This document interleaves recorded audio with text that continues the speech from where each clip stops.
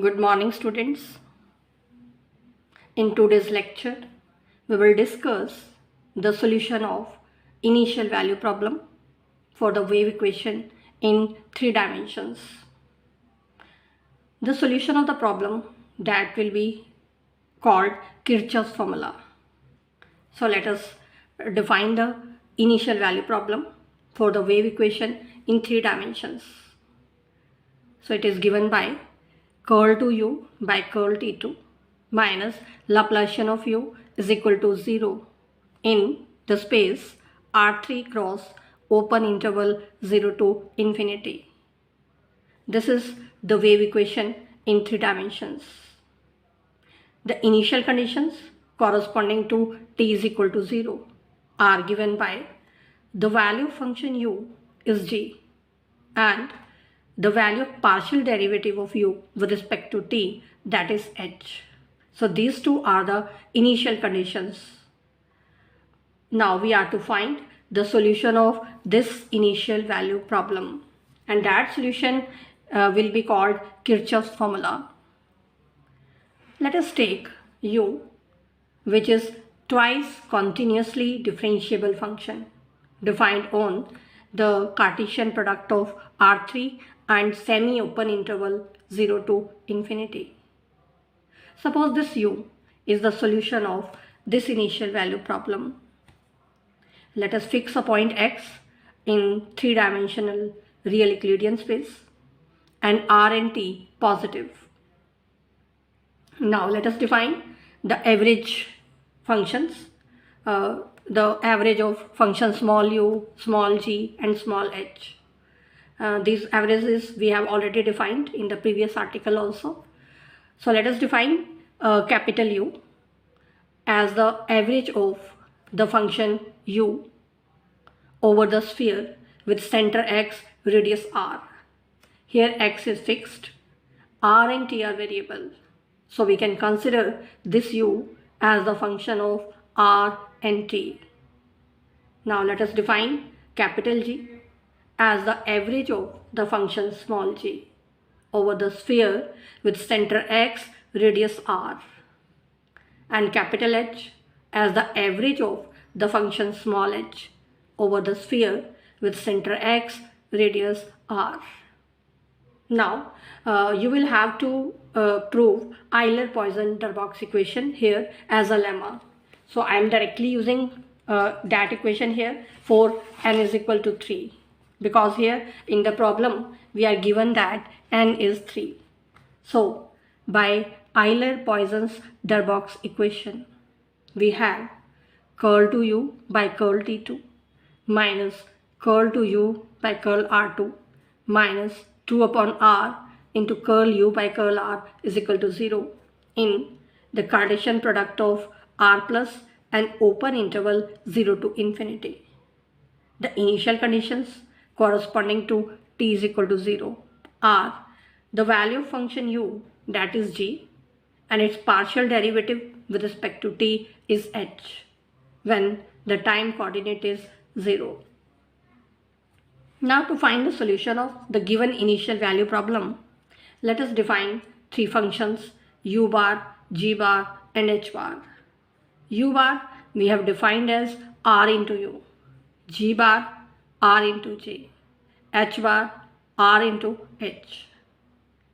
Now we will show that this function u bar satisfies the wave equation in the half line, so that we can use the reflection method here. So let us differentiate this u bar twice partially with respect to t.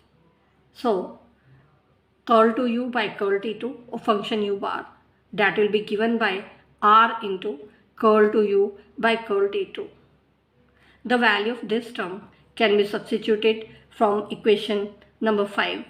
So from here, putting the values, we get curl to u bar by curl t2 is equal to r into the value of this term is curl to u by curl r2 plus 2 upon r into curl u by curl r. Now multiplying by r, this will become r into curl to u by curl r2 plus 2 into curl u by curl r. Now this expression, we can see that this is the partial derivative of u plus r into curl u by curl r with respect to r. And again we can see that this expression is the partial derivative of ru with respect to r. Because if we apply product rule, r will be as it is derivative of u, that is ur. Then u as it is derivative of r will be 1. So we can say that this expression is the partial derivative of ru with respect to r. So finally, curl to u bar by curl t2, that is the second order partial derivative of ru with respect to r. Ru we have denoted by u bar. So finally, we have proved that curl to u bar by curl t2 minus curl to u bar by curl r2 is equal to 0 in r plus cross open interval 0 to infinity. Now let us check the initial conditions corresponding to t is equal to 0. Now by definition, u bar is r into u. Now when time is 0, the value of this u, that is g, and r into g we have defined as g bar. So we have proved when time coordinate is 0, the value function u bar is g bar. Now let us find the partial derivative of u bar with respect to t. Because r is not a function of t, so this partial derivative will be r into curl u by curl t. Now at t is equal to 0, the value of this partial derivative is h. So we have obtained r into h, and by our definitions this is h bar. So we have proved the value of partial derivative of u bar with respect to t, that is h bar on r plus cross t is equal to 0. So thus we have proved that the function u bar satisfies the initial value problem corresponding to half line, means curl to u bar by curl t2 minus curl to u bar by curl r2 is equal to 0 in r plus cross open interval 0 to infinity. And when t is 0, value of u bar is g bar, and value of partial derivative of u bar with respect to t, that is h bar. And also when r is 0 and time belongs to the open interval 0 to infinity, in that case the value function u bar, that is 0, because u bar is r into u. So when r will be 0, u bar will be 0. Now we are in a position to apply reflection method. So by reflection method, the solution of this initial value problem, that is given for r greater than equal to 0 and less than or equal to t, the solution is given by u bar is equal to half of g bar at r plus t minus g bar at t minus r plus 1 by 2 times integral of h bar between the limits t minus r to t plus r. Now by definition of capital U, this is the average of the function small u over the sphere with center x, radius r. So from here we can see that as r will approach to 0, and the radius of the sphere will approach to 0, the sphere will shrink to a point which is center. So this average value which is over the sphere, that will become the value of this function u at the center of the sphere. So that will become the value of u at xt, which is the limit of this u as r approaches to 0. Now we can put the value of capital U, because u bar, that is r into u. So u will be u bar upon r. Now let us put the value of u bar from here in this equation. So we get the value of u at the point xt is given by the limit as r approaches to 0 of g bar at r plus t minus g bar at t minus r upon 2r plus limit r approaches to 0 of 1 by 2r into the integral of h bar between the limits t minus r to t plus r.